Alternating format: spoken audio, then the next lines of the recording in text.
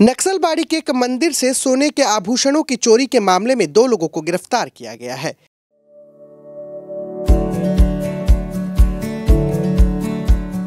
Pampered, not just a hospital, but a mother.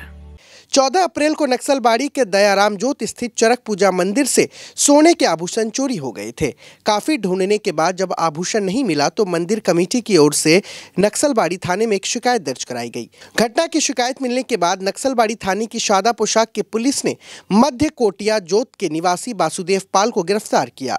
बाद में police द्वारा गिरफ्तार व्यक्ति से पूछताछ करने पर श्यामल राय नामक एक स्वर्ण व्यवसायी को गिरफ्तार किया गया। गिरफ्तार व्यक्ति भाजपा नेता बताया जा रहा है। पुलिस ने गिरफ्तार व्यक्ति के पास से चोरी के 5 ग्राम सोने के आभूषण बरामद किए। आज दोनों आरोपियों को सिलीगुड़ी अदालत में पेश किया गया। इसी बीच भाजपा नेता की गिरफ्तारी से राजनीतिक खेमे में बहस भी शुरू हो गई है। तृणमूल ब्लॉक अध्यक्ष पृथ्वी राय ने भाजपा पर कटाक्ष किया है।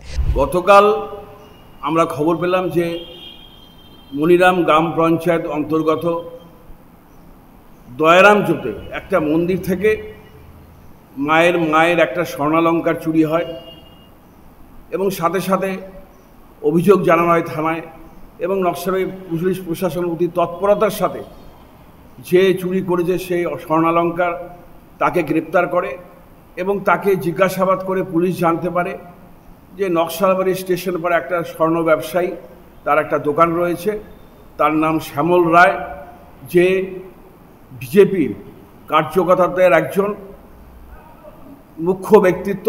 সেই গত নির্বাচনে ব্যবসায়ী সমিতির নির্বাচনে এবং গ্রাম পঞ্চায়েতের নির্বাচনে প্রতিদ্বন্দ্বিতা করেছিলেন এবং দুটো নির্বাচনে তিনি হেরেছেন।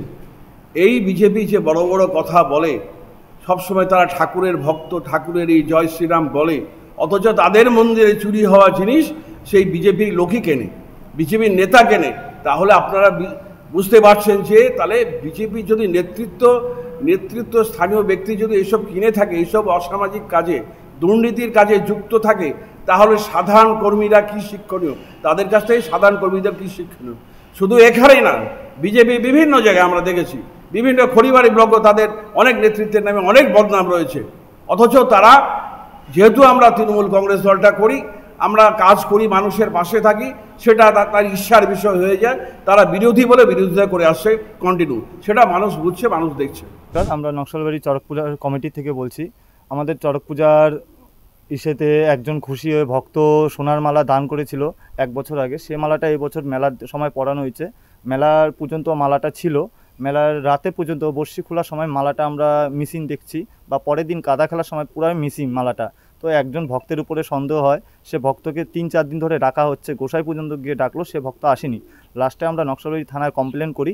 সেই কমপ্লেন করার পর সকালে কমপ্লেন করার পর বিকালেই আমাদের খবর পেয়েছি সে আসামিকে ধরেছে। তো সে তাকে বলার পরে সে বলেছে যে নিয়েছে, মালা স্বীকার করেছে।